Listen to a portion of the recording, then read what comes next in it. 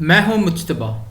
आज हम vector algebra करेंगे in terms of I and J. अब ये आई जे जो हैं ये वेक्टर के यूनिट वेक्टर्स कहलाते हैं। यहाँ आपको एक स्केच नज़र आ रहा है जहाँ पे एक्स एक्सिस के पैरेलल आई लिखा हुआ है और वाई एक्सिस के पैरेलल जे लिखा हुआ है, और ये रेड लाइन जो नज़र आ रही है 1 तक नज़र आ रही है, और ये ग्रीन लाइन जो है ये भी 1 तक, यानी यूनिट वेक्टर। तो the unit vector have magnitude 1, no units, इसके कोई यूनिट्स नहीं है, and point in the X direction and Y direction, यानी कि एक्स डायरेक्शन में आई है और वाई डायरेक्शन में जे है। तो पढ़ते हैं इसको।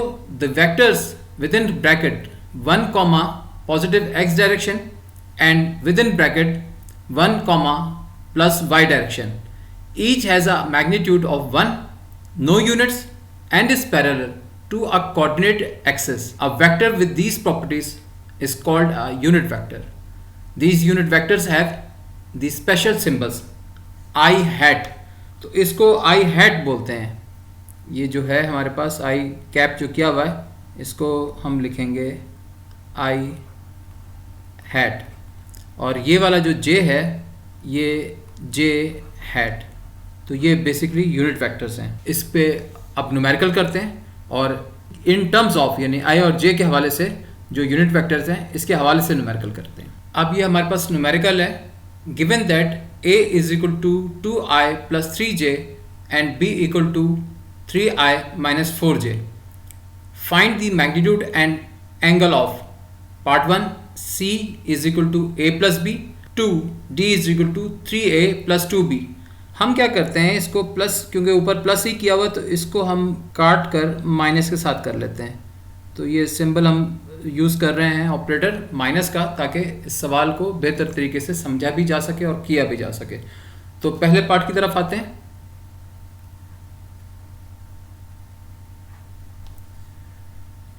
अब in term of I and J जो है वो वैसे ही करेंगे, यानी हम लिखेंगे a plus B I is equal to 2 plus 3i is equal to 5i, और j के लिए क्या इस्तेमाल करेंगे, वही a plus B J is equal to 3 minus 4j, और ये आ जाएगा हमारे पास माइनस j। अब इसको जब हम लिखेंगे तो ये आ जाएगा हमारे पास 5i माइनस j, और इसका रिजल्टेंट निकालना हो तो ये हमारे पास 5 का स्क्वायर प्लस माइनस 1 यानी कि 1 का स्क्वायर, क्योंकि वो पॉजिटिव ही हो जाएगा, तो ये √26 है, और रिजल्टेंट जो हमारे पास आया वो 5.1 आ गया। इसका एंगल निकालते हैं। ये ख्याल रहे कि माइनस जे जो है ये पैरेलल टू वाई एक्सिस है, यानी कि इसका मतलब ये हुआ कि अगर हम कोऑर्डिनेट के ऊपर इसको चेक करें तो वाई यहाँ पे नेगेटिव होता है और यहाँ पे पॉजिटिव होता है, तो ये फोर्थ कोऑर्डिनेट के अंदर लोकेट करेगा। तो हम माइनस सिग्नेचर को इस वक्त एलिमिनेट कर देते हैं। जब हमने एलिमिनेट कर दिया नेगेटिव साइन को फॉर द टाइम बीइंग, तो 5 यूज़ करेंगे और लिखेंगे 10 इनवर्स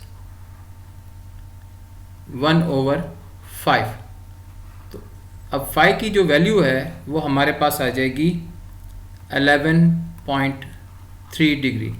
तो थीटा जब निकालेंगे, चूँकि फोर्थ क्वाड्रेंट के अंदर है, तो इसको करेंगे 360 degree minus 5 is equal to 349 degree. तो ये हमारे पास एंगल आ गया। नेक्स्ट क्वेश्चन करते हैं। पार्ट 2 जो हमारे पास है वो हमारे पास है 3a माइनस 2b। तो 3 जो वेक्टर है हमारे पास वो 2i प्लस 3j है, तो ये जवाब आ जाएगा हमारे पास 6i प्लस 9j। और नेक्स्ट को हम -2 और b की वैल्यू है 3i minus 4j is equal to -6i plus 8j।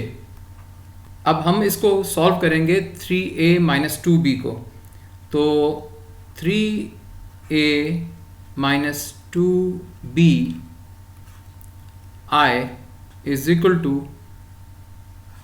6 minus 6 I is equal to 0। इसी तरह 3a minus 2b j is equal to 9 plus 8 j is equal to 17 j। ये हमारे पास I और j की values आ गई। अब इसका हम रिजल्टेंट निकाल लेते हैं। तो अल्टीमेटली रिजल्टेंट क्या आएगा उसका, वो 17 ही आएगा। उसकी वजह है रूट में जब स्क्वायर करेंगे तो 0 का 0 आ जाएगा, 17 का स्क्वायर जो वैल्यू है वो आउट ऑफ रूट जब आएगी वो 17 आ जाएगी। तो एंगल निकालते हैं।